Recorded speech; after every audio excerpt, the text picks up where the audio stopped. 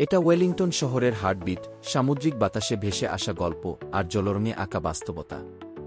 শহরের কোল ঘেঁষে ছড়িয়ে আছে ওয়েরফো ল্যাগন, একটা জায়গা যেখানে পানি, মানুষ আর শিল্প মিলে গড়ে তুলেছে এক জাদুকরী দৃশ্য।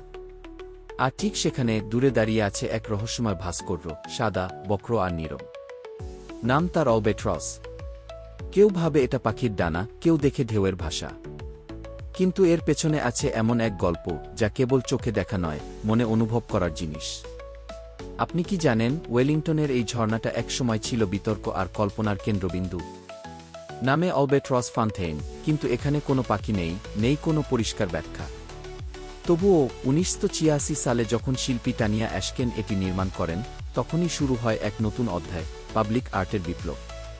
এই ঝর্ণার মধ্যে আপনি যদি ভালো করে তাকান, দেখতে পাবেন ঢেউয়ের আকার, পাখির ডানার ইশারা, এমনকি কেউ বলে এটা প্রকৃতির আত্মার রূপ।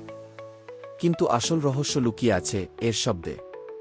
শুনেছেন কখনো সেই পানির ঝরনার আওয়াজ, যা শহরের ব্যস্ততার মাঝে একটা গভীর প্রশান্তি নিয়ে আসে?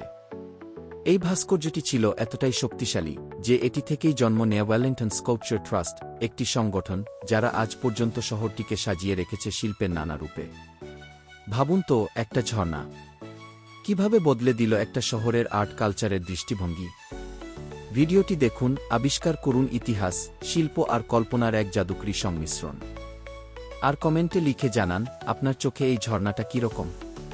আপনি যদি এই ভাস্কর্যের গল্পটা উপভোগ করে থাকেন, তাহলে আমাদের আফরবজনীতে আরও এমন অনেক অভিজ্ঞতা অপেক্ষা করছে।